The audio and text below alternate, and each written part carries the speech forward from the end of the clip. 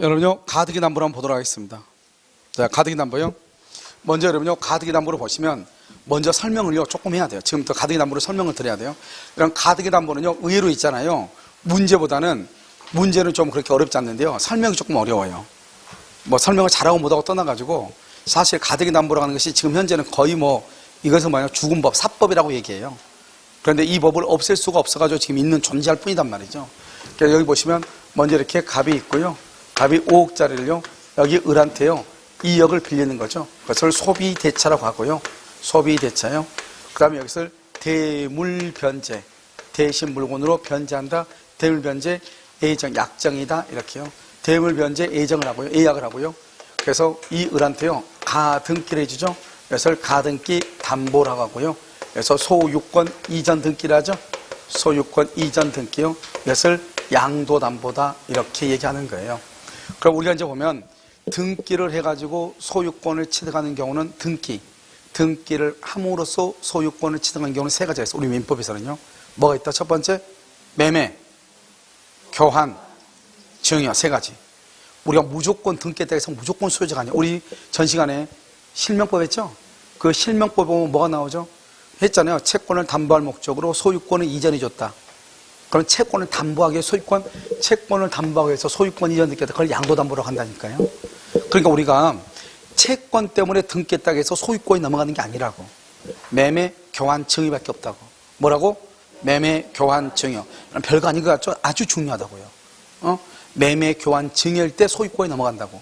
다른 원인으로 등기했다고 해서 소유권이 넘어가는 것이 아니라고요.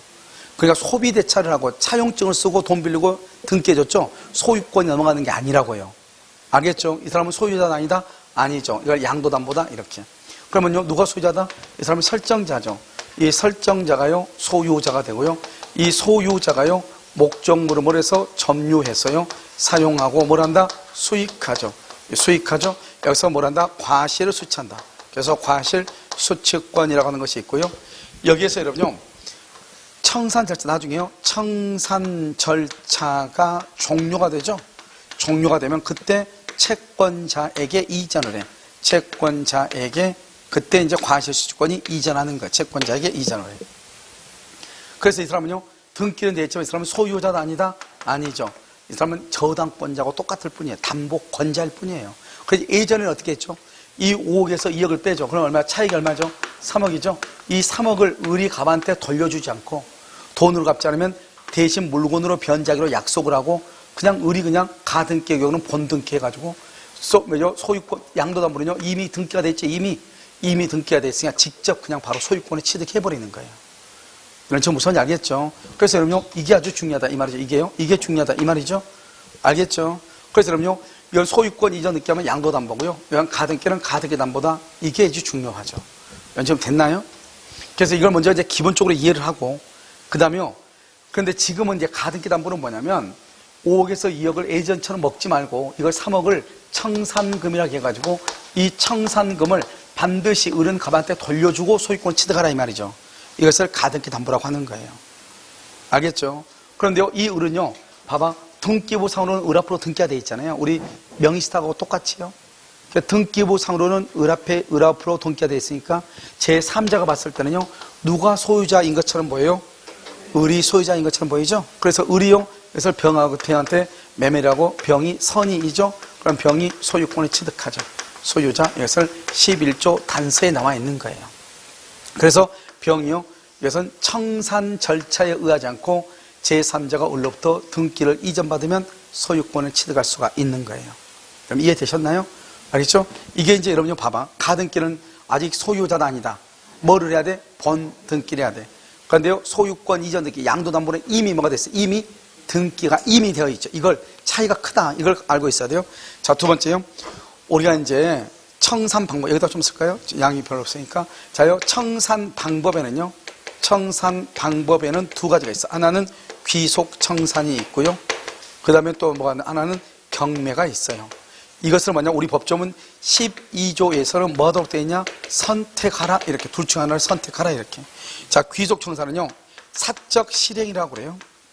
사적 실행, 개인적으로 하는 거죠. 사적 실행이라고 그래요. 알겠죠? 그래서 경매는 이걸 공적 실행이라고 그래요. 이것을 뭐라고 한다? 공적 실행. 이것을 뭐라고 한다? 처분 청산이다. 이렇게 얘기해. 처분이란 게 뭐죠? 판다 이 말이잖아. 경매가 뭐예요? 그래, 그럼 우리가 공적으로 한번 매각해서 한번 보자. 이거 이제 처분하는 거, 공적으로 처분하는 거죠. 그런데 뭐냐? 이건 안 돼. 사적으로 처분하는 건 이건 안 돼. 알죠? 반드시 공적으로 처분하는 것만 돼. 그걸 경매라고 그래. 이해됐죠, 지금? 자, 그 다음에요. 둘 중 하나 선택하는데 경매를 딱 하잖아요. 경매를 보면 가등기 담보는 뭐로 봐? 경매가 되면 저당권으로 봐. 가등기 담보는 저당권으로 봐. 그러면 저당권에는 뭐가 있어? 우선변제하고 물상대가 있죠. 그러니까 가등기 담보도 우선변제, 물상대가 있고요. 그 다음에 저당권으로 보니까 배당을 받으려면 채권을 신고해야 돼. 채권을 신고해야 배당을 해줘. 배당. 그러니까 채권을 신고를 해야 돼. 신고하지 않으면 배당 안 해줘. 채권 신고를 하지 않으면 배당 안 해준다고. 무슨 말인지 알겠죠? 자, 그러면 다시 여기 저당권을 보죠. 자, 그럼 우리가 경매가 되죠. 경매가 되면 여기 가등기 담보는 뭐다? 말소 기존 권리가 돼. 말소 기준 권리. 너무 지지반을 써서 죄송해요. 말소 기준 권리. 그러니까 어떻게 해요? 15조 보면 경매가 되면 가등기 담보는 전부가 다 뭐가 돼? 소멸해. 저당권, 근저당권, 압류, 가압류, 가등기 담보, 경매 개시 등기. 다 말소 기준 권리죠? 그러니까 저당권, 가등기 담보도 경매가 되면 무조건 소멸을 해. 그 다음에 가등기 담보는 경매가 되면 저당권으로 봐버려. 취급을 저당권으로 취급해. 봐봐. 가등기 담보가 2월 1일 가등기 담보가 됐어. 10월 1일 경매가 됐어. 10월 1일 경매가 되면 언제부터 저당권으로 봐? 2월 1일부터 저당권으로 봐. 언제부터? 2월 1일부터 저당권으로 봐. 그러니까 가등기 담보가 설정때부터 저당권으로 봐. 저당권은 우선변제, 그 다음에 뭐가 있다고? 물상대의가 있어. 저당권 경매가 가등기 담보는 경매가 되면 어떻게 된다고? 소멸해. 소멸. 말소 기준 권리. 그 다음에 저당권이니까 배당을 받으려면 채권을 신고를 해야 돼. 이 정도만 알면 돼. 무슨 말인지 알겠죠? 경매가 됐을 때는. 왜냐면 중요하지 않아. 왜? 경매는 우리 법으로 하는 게 아니에요. 민사집행법으로 하는 거예요. 그래서 우리 민사집행법 배워 안 배워? 안 배우고 이러면 중개사법에서 배운단 말이죠. 그러니까 중개사법에서는 경매가 자세히 나오겠지만 우리 민법에서는 배울 필요가 없는 거예요. 법이 다르니까. 그 다음에 우리에서는 뭐냐면 이 귀속청산 사적 실행이라고 하는 것은 3조 이하에서 규정하고 있어. 그러니까 이것만 시험에 나오는 거예요. 귀속청산. 귀속이라는 것은 뭐죠? 5억에서 2억을 빼. 그건 얼마죠? 3억이죠. 옛날에 빌려준 돈 얼마? 2억. 그럼 건물값은 얼마? 5억. 그럼 내가 소유권을 취득하려면 귀속이라는 것은 내가 직접 권리를 취득하겠다. 개인적으로. 사적이라고 그래. 이때 사적으로 하는 것은 귀속밖에 없어. 내가요? 너 돈 안 갚어? 나 이거 친구한테 내가 그럼 내 친구한테 팔아가지고 그 돈에서 내가 2억 받아간다? 그건 안 돼. 돈을 팔아가지고 돈을 받아가려면 그건 경매밖에 없어. 알겠죠? 그럼 내가 직접 먹어야 돼. 직접 먹으려면 어떻게 해야 돼? 5억에서 2억을 빼면 얼마? 3억. 3억을 뭐라고 한다? 청산금. 그것을 줘야 돼. 왜? 이미 2억 빌려줬죠? 이번에 3억을 주면 5억이잖아요. 그러니까 결국 5억짜리 물건 5억에 내가 사는 거랑 사는 꼴이랑 똑같죠? 그러니까요, 이것을 우리는 청산이다. 이렇게 귀속청산. 자, 그러면요, 자, 이번에는 용어 정리를 해. 용어 정리. 용어 정리에서 보면 이 값을 뭐라고 한다? 채무자 등이란다. 채무자 등. 채무자는 누구를 채무자 등이다? 채무자, 물상보증인, 가등기 담보 후 권리를 취득한 제3자, 제3취득자라고 그래. 그래서 채무자, 물상보증인, 제3취득자. 그 다음에 여기가 을이죠? 을을 뭐란다? 가등기 담보권자. 잘 봐. 이 을을 기준해서 을보다 위에 있는 사람 A를 선순위 권리자. 선순위 권리자. 이 밑에 있는 사람을 뭐란다? 후순위 권리자. 이렇게 얘기해. 선순위하고 후순위 지금부터 설명을 해. 이 건물이 5억짜리예요. 가등기가 2억을 빌려줬어요. 이 사람도 2억이에요. 이 사람도 2억이에요. 이건 5억인데 2억이면 6억을 빌렸다 이 말이죠. 그럼 어떻게 하냐? 청산금을 정할 때는 어떻게 정하냐? 청산금. 5억에서 가등기 담보만 있으면 가등기 담보권만 빼. 그럼 얼마다? 3억이죠. 그런데 만약에 선순위가 있다? 그러면 선순위가 있으면 이 두 가지를 더해. 더해서 빼. 더해서 빼면 5억에서 2억, 4억을 빼죠? 그럼 얼마다? 1억이죠. 1억이라고 그래. 그러니까 선순위는 청산금 정할 때 딱 한 번 적용하는 거예요. 그 다음 후순위는 청산금하고는 관계가 있어 없어? 청산금하고 관계가 없어. 후순위는. 그래서 여러분 우리 시험에 한번 뭐라고 나왔죠? 청산금을 정할 때 당해 부동산에 존재하는 모든 채권을 공제한다. OX. X다 이 말이죠. 뭐만 공제한다? 가등기와 선순위만 포함해서 공제하고 후순위는 포함한다 안 한다? 안 한다. 이 말이 중요해. 됐죠? 그래서 됐죠? 선순위만 하고 선순위가 있을 때는 그렇다 이 말이죠. 만약에 봐봐. 선순위가 만약에 근장이라고 해봐. 근저다. 그럼 경매가 되면 말소기준 권리가 어디예요? 근장이죠? 여기서부터 다 없어지죠? 그러면 이 가등기 담보권자가 경매를 막으려면 어떻게 해야 돼? 경매를 막으려면 이거 갚아줘야 되겠죠? 그러면 만약에 을이 2억 원을 대신 갚죠? 그러면 이것도 다시 여기 근장은 누구한테 온다? 이 가등기 담보권자한테 오죠? 그래서 이게 여전히 4억에 대해서 가백에 받을 수 있다. 그래서 그걸 구상금 채권이라고 해요. 구상금 채권도 포함한다. 이렇게. 알겠죠? 나중에 좀 나오니까 그때 보고. 자, 그 다음에요. 이제 적용 범위. 의외로 여기서 시험에 우리가 가등기 담보가 운 좋게 나오면요. 그 해에 1번 읽으면 답이 나와버려. 알죠? 1번. 가등기 담보는 적용 범위 뭐냐? 첫 번째요. 소비대차나 뭐다? 준소비대차. 소비대차가 뭐라고 그랬죠? 돈 빌려준 거죠. 그것을 차용물이다 그래요. 차용물의 지급. 차용했다는 것은 채무자 입장에서 보는 거죠. 채권자 입장에서는 뭐죠? 빌려준 돈이죠. 그래서 뭐란다? 대여금 채권이라고 해요. 대여금 채권 똑같은 말이에요. 알겠죠? 소비대차, 준소비대차. 두 번째요. 등기나 등록. 등기나 등록. 세 번째는요. 목적물의 가액이 5억이죠. 빌린 돈보다 뭐를 해야 돼? 초과해야 돼. 자, 예전에는 어떻게 했죠? 예전에는 5억이고 이건 2억이죠. 그럼 차익이 얼마죠? 3억이죠. 3억을 을이 갑한테 돌려주지 않고 그냥 먹어버렸어. 알겠죠? 그러니까요, 명동 사채업자리 다 이거죠. 그래서 명동절 이런 쪽이요, 건물 많은 사람들 다 옛날 다 이거 한 사람이라고 생각하면 돼. 근데 이제는 그걸 못하게 전두환 정권이 들어서서 막았단 말이죠. 그게 바로 가등기 담보라고 하는 거예요. 그래서 이 차액을 반드시 갑한테 줘라 이 말이죠. 그냥 소유권을 취득할 수 없다 이런 말이에요. 그럼 이해되셨나요? 그러니까 이 세 가지를 여러분요 정확하게 기억을 해야 돼. 그러니까 여기서 보면 소비대차나 준소비대차 차용물 대여금이죠. 그러니까 여기서요 매매대금 된다 안 된다? 매매대금 돼 안 돼? 공사대금 돼 안 돼?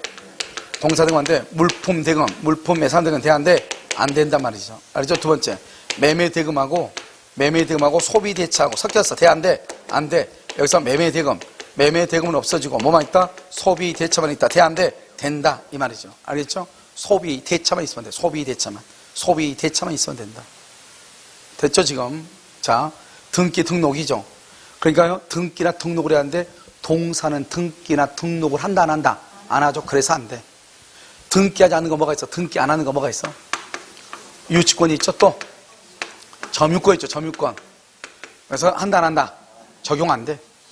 등기를 하는데 적용이 안 되는 거 있어. 등기하는데 안 되는 거 뭐가 있어? 질권, 저당권, 전세권. 이것은 민법이 적용돼. 민법이 적용되고 가담법 적용 안 돼. 그래서 전세권이 한번 나온 적이 있어. 그 다음에 여기 이게 초과돼야 돼. 초과. 언제? 예약 당시 물건의 가격이 채권을 초과해야 돼. 그래야 갑이 손해보면 안 되잖아요. 5억짜리를 2억에 빌렸는데 5억을 다 을이 가져가면 안 되잖아요. 그러면 2억 받아야 되니까 그때 적용이 돼. 그런데 봐봐. 여기 5억이죠? 5억인데 을한테요 6억을 빌려. 6억. 그러면 초과요 미달이요? 미달이죠. 미달. 적용된다 안 된다? 안 돼. 그런데 여기 봐봐요. 여기 5억이죠? 5억인데요. 을이요 2억을 빌렸어. 2억. 적용이 된다 안 된다? 돼 안 돼? 되는데요. 선순위가요. A가 선순위가요. 4억이 있어. 4억이. 그럼 선순위는 뭐라고 그랬어? 더한다. 후순위는?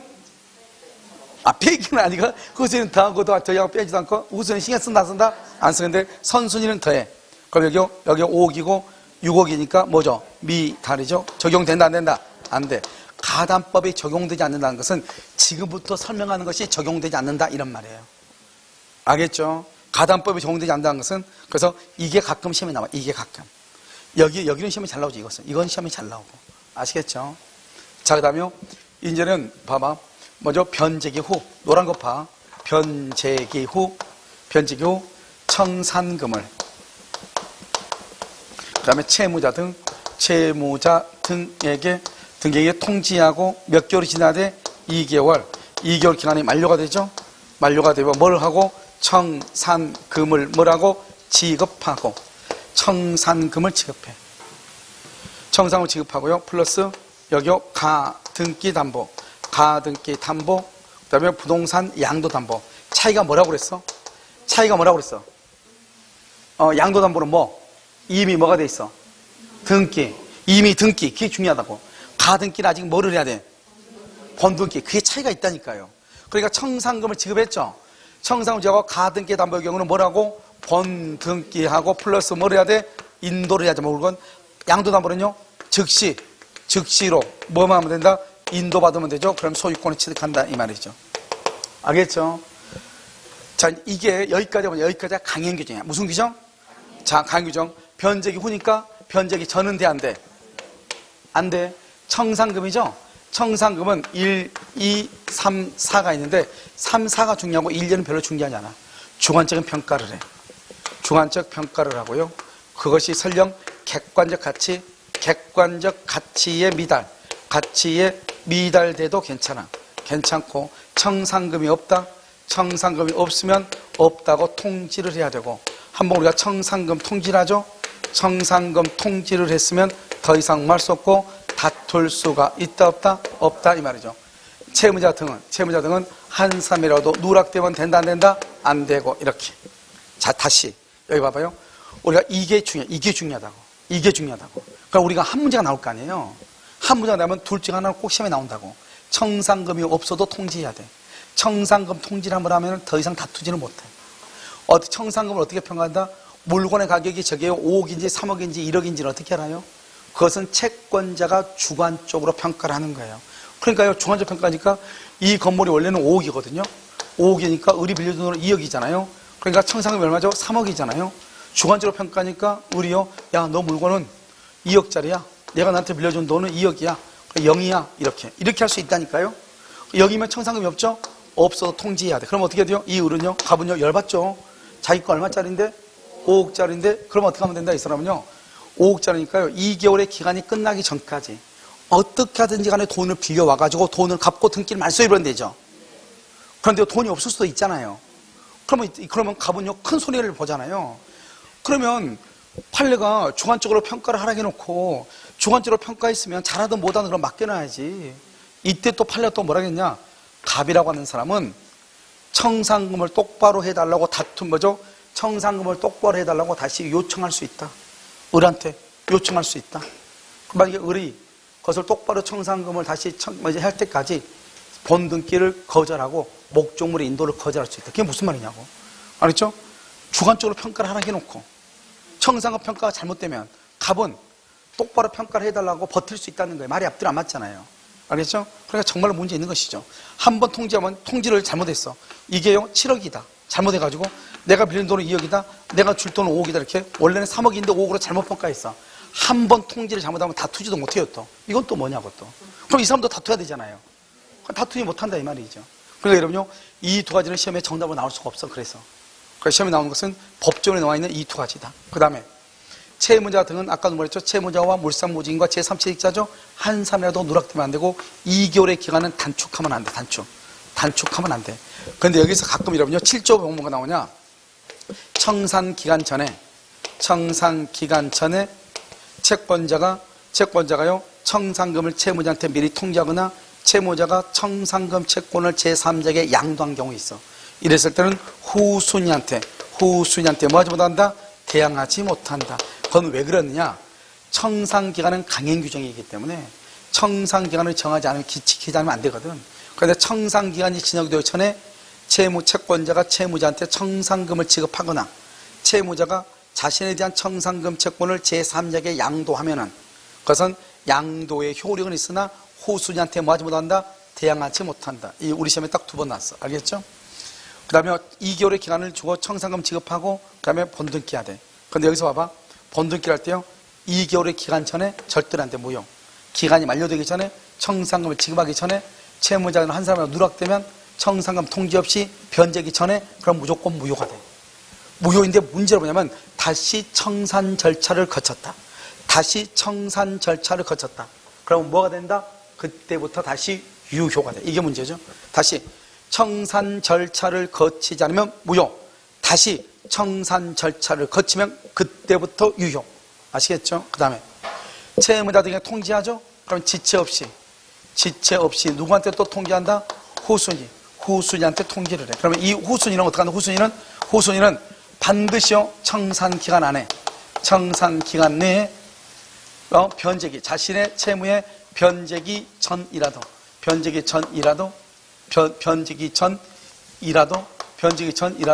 경매를 청구할 수 있어. 경매. 그러니까요, 후순위는 어디에서만 경매를 청구하냐? 청산기간 안에만 경매를 청구해. 그러니까 청산기간 안에 만약에 변제기가 도래하면 당연히 경매를 청구할 수 있겠지만, 청산기간 안에 변제기가 도래하지 않더라도 청산기간 안에서는 언제든지 경매를 청구할 수 있어. 3대 요건이요. 청산기간 안에 변제기가 도래하기 전이라도 경매를 청구해. 만약에 변제기가 이미 도래했으면 당연히 청구하죠. 그런데 변제기가 도래하기 전이라도 2개월 기간 안에만 경매를 청구가 돼. 왜? 경매가 되거나 가등기 담보는 청산 절차가 종료가 되죠. 2개월이 돼가지고.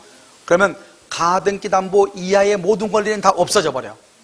알겠죠? 그러니까 후순위는 변제기가 되기 전이라도 경매를 청구할 수밖에 없어. 청산금에 대해서 문제가 있다고 생각을 하면은. 그럼 어떻게 한다? 이 후순위가 경매를 청구했다고 하는 것은 청산 절차가 잘 되고 있다, 잘 되지 않고 있다. 잘 되지 않고 있다. 따라서 본등기를 청구를 못해. 경매가 청구가 딱 들어오면 본등기를 청구를 못하는 거예요. 경매가 되면은 본등기를 청구할 수가 없다, 이런 말이에요. 무슨 말인지 알겠죠? 뭐를 할 수 없다? 본등기를 청구할 수가 없다. 본등기를 청구할 수가 없다, 이렇게. 그럼 지금 이해되셨나요? 알겠죠? 그래서 이거 여기까지는 뭐냐면 가등기 담보다, 이렇게 얘기해요. 지금 이것은 여기만 보면 안 되고 지금부터요 문제를 보면서 하나하나로 설명을 할 거예요. 알겠죠? 그래야지 우리가 가등기 담보는 설명을 듣는 것보다 문제를 풀어가지고 이해를 좀 해야 돼요. 아시겠죠? 자, 문제 한번 볼까요? 42번 봐봐요. 가등기 담보에 관한 설명 중 틀린 것은 1번.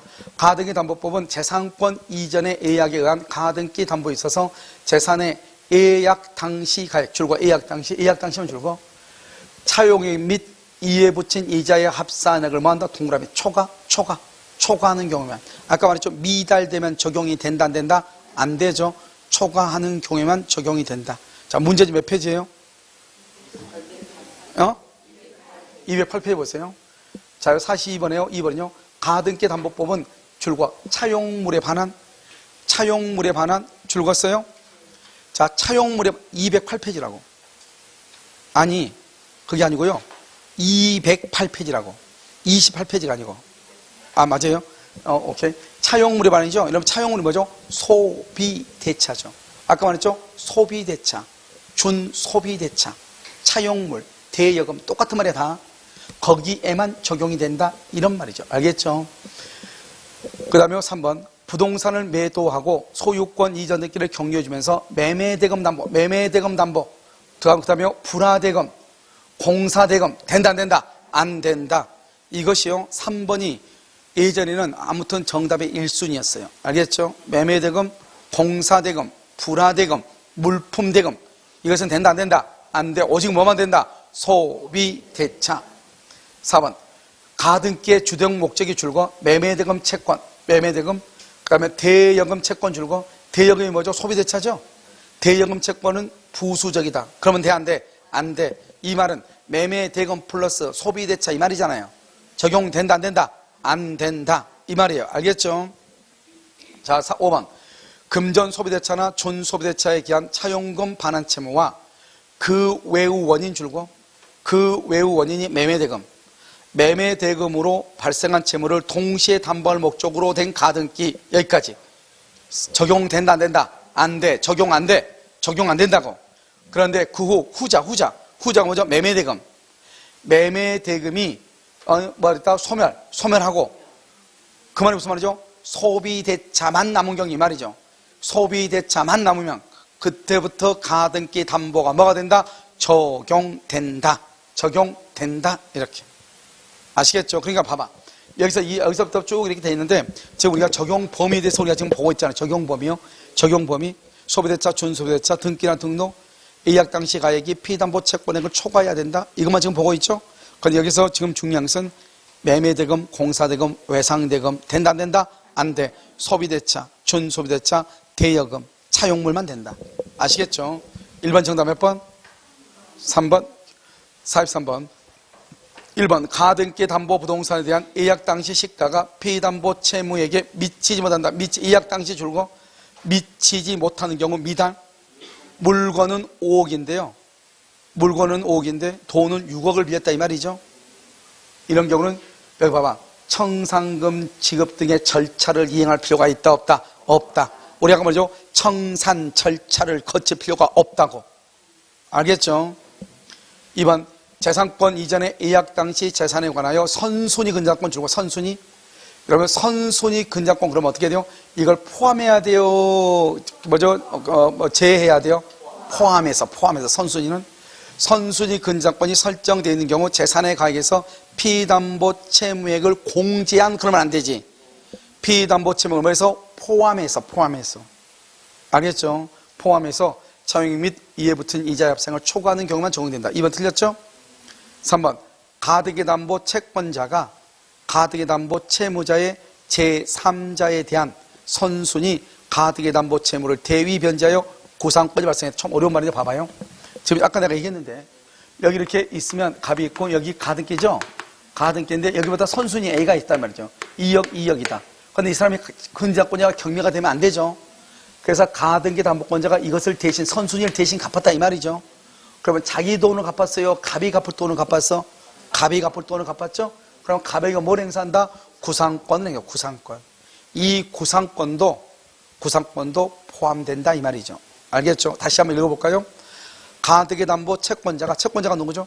가등기 담보권자가 가등기 담보 채무자 갑의 제3자에 대한 제3자가 누구죠? 근저당권자에 대한 선순위 가등기 담보 채무를 대위 변제하여 구상권이 발생 줄고 이 구상권도 맨 끝에 담보된다 이렇게. 알겠죠? 담보된다. 4번 채권자가 담보권을 실행하기 위해서는 채권의 변제기 후 줄고 이건 법조문이에요. 변제기 후 변제기 전에는 안 돼. 변제기 후 줄궜어요. 그 다음에 청산금의 평가액을 줄고 청산금의 평가액 채무자 등에게 통지. 그다음 몇 개월이 지나되 2개월. 이것을 청산 절차, 귀속청산이라고. 이것을 귀속청산. 그래서 봐봐. 귀속청산 변제기 후 청산금을 채무자 등에게 통지하고 2개월이 지나야 된다. 저것을 귀속청산 절차라고 하는 거예요. 아시겠죠? 자, 그럼 5번 청산금이 없다 딱 줄고 그럼 없어도 통지해야 돼 안 해야 돼? 해야 된다. 이 두 가지가 중요하죠. 한 번 통지한 청산금에 대해서는 다툴 수 없다. 알겠죠? 두 가지죠? 두 가지. 그래서 그 뜻을 통지해야 돼. 청산금이 없다? 없어도 통지해야 돼. 알겠죠? 정답 몇 번이다? 몇 번? 청산금 통지할 필요가 있다. 그 다음에 합산액을 초과 여기 피담보 채무액을 여기 봐봐. 재산권 이전의 예약 당시 재산에 대해서 선순위 근저당권이 설정되어 있는 경우는 그 재산의 가액에서 피담보 채무액을 공제한 나머지 가액이 피담보 채무액을 공제하면 안 돼. 알겠죠? 피담보 그 선순위 있죠? 선순위권도 포함을 해야 돼. 알겠죠? 포함을 해서 그래서 나머지 역시 초과하는 경우에만 뭐가 된다? 적용이 된다. 이렇게. 알겠죠? 근데 이 말이 지금요. 보니까요. 잠깐만요.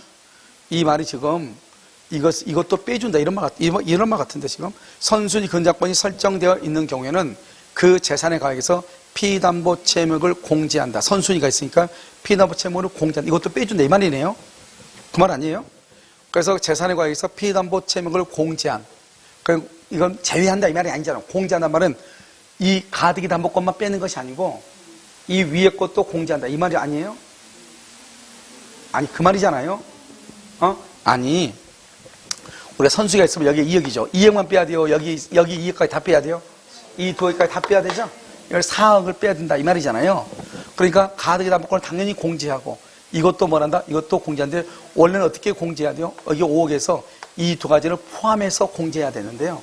알겠죠? 그래서 보시면 재산권 이전의 예약 당시 재산에 관하여 선순위 근저당권 2억이 설정되어 있는 경우 재산의 가액 5억에서 피담보 채무액이 얼마죠?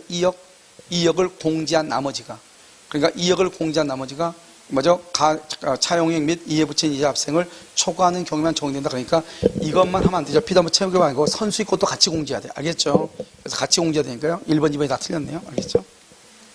그래서 여러분 2번에다 써. 그냥 2번에다 뭐라 쓰냐면 근저당권에 피담보 채권도 지금요 지문 자체가 조금요 애매하게 돼 있어요. 근저당권의 피담보 채권도 포함해서 공제한 액이 초과해야 된다. 무슨 말인지 이해됐죠 지금? 알겠죠? 그렇게 지금 내용 자체가 약간요 그랬어요. 일단 그렇게 하시면 돼. 됐죠? 그렇게 하고 몇 번으로 본다? 1번 이렇게. 2번은요 방금 불러줬죠? 그것을 이해하시면 된다. 자 44번은요 우리가 담보권 실행에 통지를 하죠. 그럼 옳지 않는 것 뭐가 옳지 않는 거 그럼 봐봐. 모든 것을 공지한다고 선순위를 포함해서 공지한다고. 선순위. 통지사항은 청산권 평가액이고 서면 반드시 서면 틀렸어. 반드시 서면으로 통지하는 것은 우리는요 물론 한 두 가지가 있는데 하나가 뭐냐? 다른 것을 시험에 나오기 힘들고요. 하나가 뭐냐면 우리가 서면 통지가 어디죠? 재건축 불참자에 대한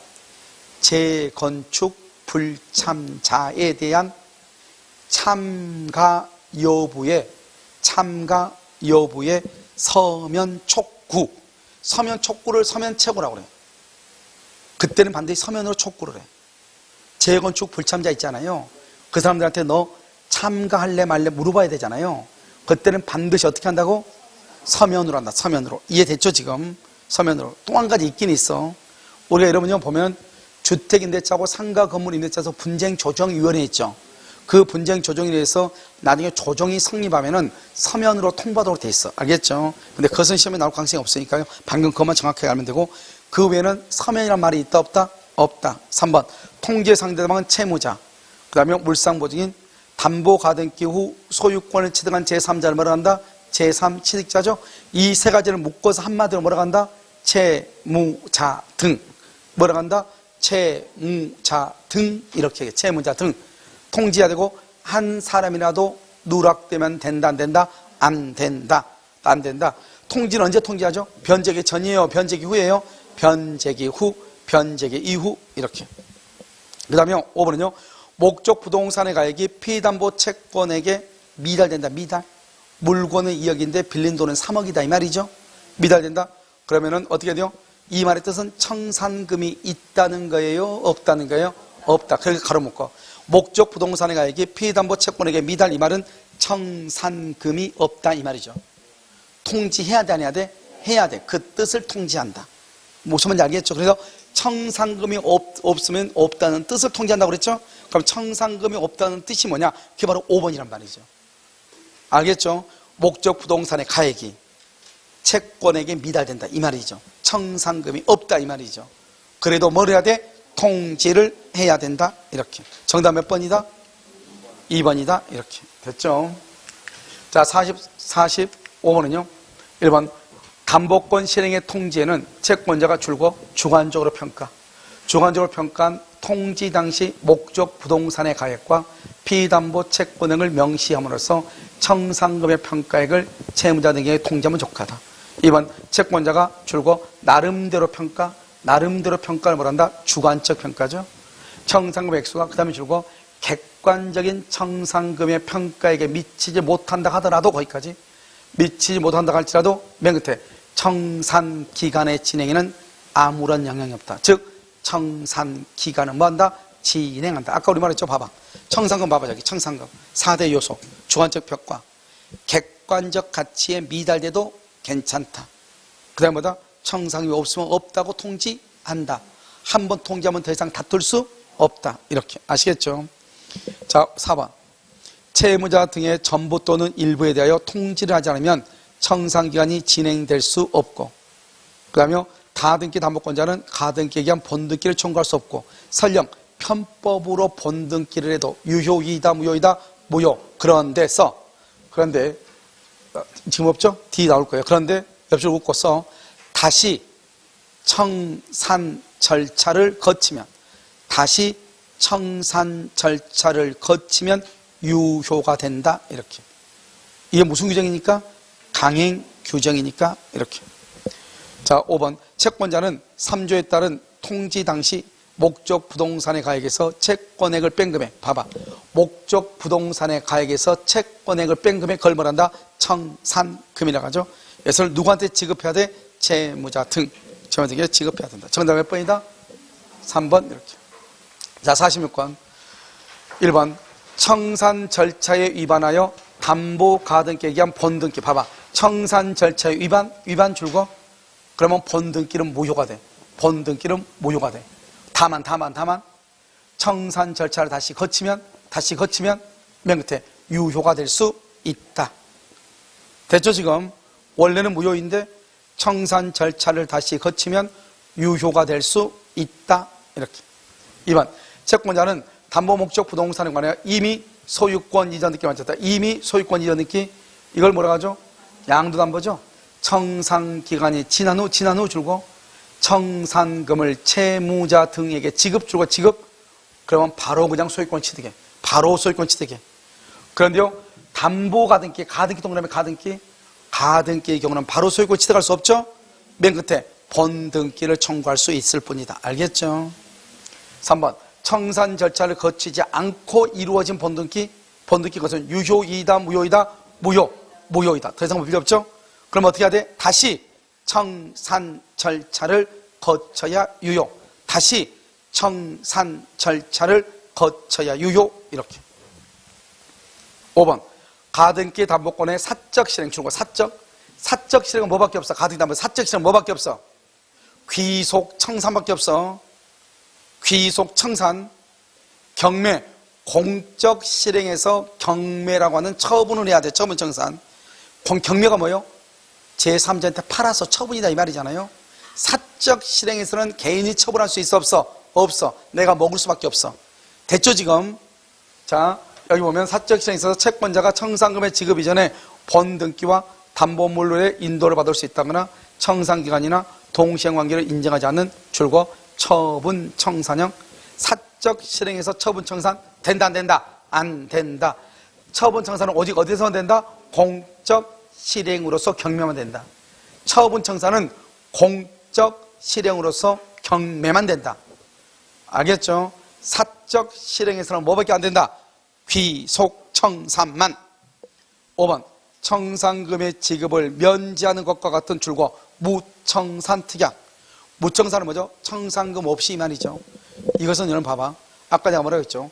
청산기간 2개월까지는 강행 규정이에요. 그럼 청산기간 2개월이 끝나죠?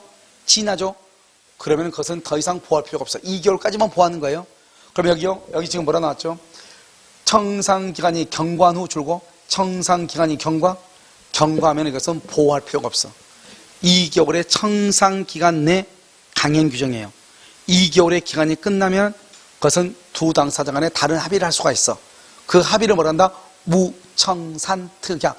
청산을 하지 않아도 된다. 그것은 청산기간이 뭐 했을 때? 경과했을 때. 알겠죠? 그래서 유효하다. 이렇게. 정답 몇 번이다?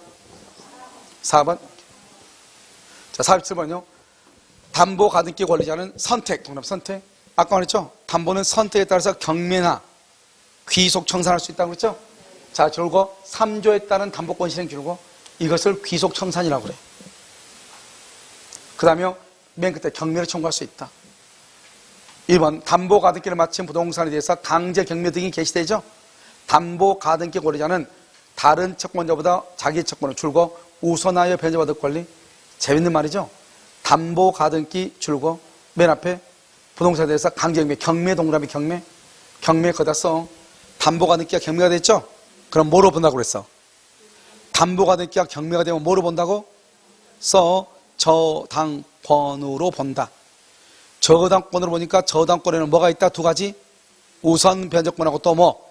물상대위. 물론 말소 기준고리도 되죠? 말소 기준고리도 돼. 물상대위. 알겠죠? 우선 변제, 물상대위. 자, 그 다음에 3번. 이의 경우 순위에 대해서는 그럼 봐봐. 우리가 경매가 되면 가등기 담보는 저당권으로 보죠? 그러면 경매가 신청될 때부터 저당권으로 봐. 가등기 담보가 설정된 때부터 저당권으로 봐. 언제부터? 아까 얘기했죠. 가등기 담보가 설정된 때부터 저당권으로 봐. 경매를 청구한 때 틀렸다고. 경매를 청구한 때가 아니고 가등기 담보 설정 시부터. 이런 봐봐. 가등기 담보 설정은 2월 1일이고 경매는 5월 1일이에요. 그런데 5월 1일부터 저당권을 해봐. 그럼 순서가 뒤로 밀릴 수 있잖아요. 그러니까 언제부터 저당권을 본다? 가등기 담보 설정 시부터. 3번 틀렸죠? 4번. 담보 가등기를 마친 부동산에 대해서 강제 경매 등의 개시 결정이 있는 경우 경매의 신청이 청산금 지급전 줄고 경매 신청 줄고 청산금 지급전 줄고 그 말은 청산 절차가 지금 끝났어 안 끝났어? 안 끝났죠? 안 끝났는데 경매가 들어왔다는 것은 청산 절차가 잘 되고 있다 못 되고 있다 뭐 문제가 있다 이 말이죠. 그러니까 이때는 가등기에게서 본등기를 청구할 수가 있다 없다? 없다. 가등기에 의한 본등기를 청구할 수 없다.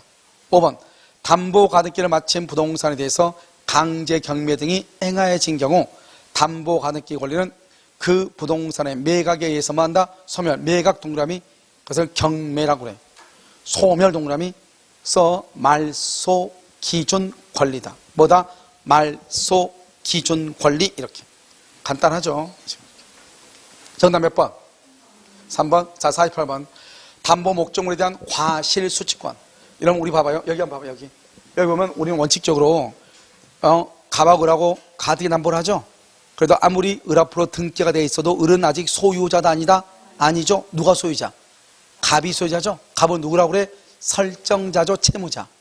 채무자가 소유자고 채무자가 점유하고 채무자가 과실 수취해. 그러면 채권자는 언제 과실 수취한다?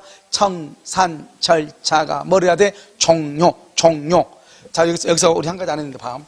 지금 여러분요, 청산 절차가 종료하죠. 그럼 어떻게 돼? 청산 절차가 종료하면 어떻게 되죠? 청산 절차가 종료하죠? 종료하면 그럼 어떻게 돼요? 여기요, 채권자는 뭐를 반환해야 돼? 청산금을 반환하고, 채무자는 무슨 등기한다? 본등기 서류와 그 다음에 무슨 목적물의 인도가 무슨 관계다? 동시이행이다. 알겠죠? 이렇게 동시에. 그래서 우리가 동시항변권 있죠? 동시행 항변권이 나오면 이게 꼭 나온다고. 우리 문제도 풀었어. 뭐 기억은 안 날지 모르겠지만 알겠죠? 청산 절차. 우리가 동시행 항변권이 법조문으로 해서 동시항변권이 나오는 것은 사실은 3개 정도가 된다. 첫 번째 전세권. 전세금의 반환과 목적물의 인도 및 말소 등기에 필요한 서류의 교부분은 동시에 청산 절차가 종료하면 청산금의 지급과 본등기 서류 제공, 본등기 서류 및 목적물의 인도는 무슨 관계? 동시행. 매매계약이 해지되면 원상회복 의무는 동시행이에요. 근데 판례는 뭐라 했다? 원상회복 의무뿐만 아니라 그 다음에 손해배상까지도 동시행이다. 이런 말을 했단 말이죠. 그러니까 실질적으로 동시이행에서 법점으로 나올 수 있는 것은 가등기 담보하고 전세권이에요. 아시겠죠? 자, 그럼 다시 한번 볼까요? 자, 1번 담보 목적물에 대한 과실 수취권 등을 포함한 사용수익권 줄고 사용수익권 청산 절차 종료 거기까지 줄고 종료 동그라미 그 다음에 채권자에게 귀속. 그러니까 종료가 되기 전까지는 누구한테 있다? 채무자. 자, 2번 채무자 등은 채무의 변제기가 지난 때부터 10년 줄고 10년 또는 선의 동그라미 제3자 동그라미 소유권 취득 동그라미 선의의 제3자가 소유권 취득하죠? 그러면 끝에 말소로 청구할 수 없다. 지금 봐봐. 갑하고 을 사이에서는 누가 소유자죠? 갑이 소유자죠? 등기는 을 앞으로 돼 있어 갑이 소유자죠? 그런데요, 이 을이요, 그걸 제3자한테 처분을 해. 그런데 제3자가 누구이면? 선의이면 누가 소유자? 제3자가 소유자가 돼. 갑은 등기 말소를 청구할 수 있다 없다? 없다 이 말이죠. 이때 제3자는 어떤 제3자? 선의의 제3자. 알겠죠? 그 다음에 3번 담보 가등기 담보권이 실행될 때는 목적물의 소유권이 누구한테 있다? 실행될 때까지는 누구한테 있다? 설정자에게 있다. 설정자가 사용하고 수익하고 그다음에 설정자가 뭐다? 영익물권을 설정하거나 임대를 주거나 또는 지상권을 설정할 수도 있다 이 말이죠. 4번 가담법은 질권, 저당권, 전세권 질권, 저당권, 전세권 줄고 민법 적용. 아까 민법이 적용된다 그랬죠? 가담법은 적용된다 안 된다? 안 된다. 아까 우리요 가등기 담보가 경매가 되면은 채권 신고를 해야 배당을 해준다고 그랬죠. 뭐를 해야? 채권 신고. 5번은 봐봐. 법원은 경매 등의 개시 결정이 있으면 가등기 담보 권리자에게 그 내용과 채권의 전부 원인 및 금액을 법원에 신고. 여기까지요. 법원에 신고, 이걸 채권 신고. 그 내용과 채권의 전부 원인 금액을 여기까지를 채권이라죠. 채권을 신고하도록 최고해야 되고. 알겠죠? 그래서 채권 신고를 하지 않으면 줄고, 맨 끝에 채권 신고를 하지 않으면 배당받을 수 있다, 없다? 없다. 이게 중요해. 채권 신고가 중요해. 아시겠죠? 정답 몇 번? 몇 번? 틀린 것은 이렇게요. 채권 신고하지 않으면 배당 상실해요. 알겠죠? 4번 적용되지 않아요. 임대할 수 있어요. 10년 이상이나 선의삼자 소유권 등기 말소 청구할 수 없어요. 그러면 과실증권은 청산 절차 종료한 게 채권자 기소기 틀린 게 없네요. 알겠죠? 정답은요? 정답 뭐다? 다 맞네요. 다 맞아. 알겠죠? 올. 됐죠? 자, 49번은요. 담보 가등기가 격료된 경우에는 채권자는 청산기간이 격료하여야 본등기를 청구할 수 있다. 맞아요? 여러분, 담보 가등기가 돼 있죠? 채권자는요, 청산기간이 뭘 해야 돼? 경과해야죠. 청산기간 전에는 된다, 안 된다? 안 되죠? 담보 가등기의 목적인 부동산의 예약 당시 가액이 피담보 채무액에 줄고, 예약 당시 줄고, 미치지 못하는 경우 줄고, 미단이죠? 그러면 우리 가담법이 적용된다, 안 된다? 안 되죠? 그러면 청산금 평가액에 통지를 할 필요가 없다. 3번. 담보 가등기 권리자는 선택, 동그라미 선택. 3조에 의한 담보권 설정. 이건 뭐라고 쓸까? 3조에 따른 담보권 설정은 뭐라 한다? 귀속청산. 그 다음에 그때 경매를 청구할 수 있다. 4번은요. 담보 가등기가 격려된 부동산에 대해서 경매가 개시된 경우에 경매요. 그 다음에 뭐로 본다? 경매 동그라미하고 저당권으로 본다. 근데 이때 저당권은 언제부터 저당권으로 본다? 가등기 담보 설정시 이렇게. 자, 5번은요. 토지 매매 대금 줄고 토지 매매 대금 가담법 적용된다, 안 된다? 안 된다. 적용된다. 틀렸죠? 정답 몇 번이다? 5번 이렇게. 자, 50번은요. 1번. 채무자 등은 채권자로부터 청산금을 지급받기 전에는 원칙적으로 채무 원리금을 변제하고 소유권 이전 등기 등의 말소를 말 수 있다. 청구할 수 있다. 줄고요. 청산금을 지급받기 전까지. 그다음에 여기 변제 동그라미하고 말소 동그라미하고 청구 동그라미하고 말소 청구할 수 있다. 2번. 가등기 담보는 재산권 이전의 예약 당시 재산의 가액이 차용 및 이에 붙인 이자 합상을 초과해야 된다. 3번. 가등기 담보법은 차용물의 반환 줄고 차용물의 반환에 가름하여 다른 재산권을 이전할 것을 예약할 때 적용되는 것으로서 매매대금 줄고 매매대금 적용된다, 안 된다? 안 된다. 매매대금은 적용된다. 틀렸어. 적용되지 않는다. 3번 틀렸죠? 4번. 담보 가등기 후에 대항력 있는 임차권을 취득한 자. 그러니까 담보 가등기가 1번이고 임차권을 취득한 자가 2번이다 이 말이죠. 청산금의 범위 안에서 동시행이 적용이 돼. 법조문이 있는 거니까요. 그대로요. 5번요. 채권자는 담보 부동산에 관하여 이미 소유권 이전 등기를 뭐라고 한다? 양도 담보. 그다음에 청산기간 경과 동그라미. 그다음에 청산금을 줄구시고 지급 동그라미. 그러면 바로 그냥 뭐를 한다? 소유권을 취득하죠. 그런데 가등기 담보의 경우는 바로 취득한다, 못한다? 못한다. 바로 취득하지 못한다. 정답 몇 번이다? 3번 이렇게. 아니. 자, 마지막으로 51번요. 틀린 것은 여기 되어 있죠? 자, 1번 매매대금 지급 줄고 된다, 안 된다? 안 돼. 적용되지 아니한다. 1번 틀렸죠? 2번 가등기 담보권의 실행으로 청산 절차가 종료가 되죠? 종료 동그라미. 과실 수취권 줄고 맨 끝에 채권자에게 귀속 이렇게. 자, 3번 가등기 담보 부동산의 예약 당시 시가가 피담보 채권에게 미치지 못한다.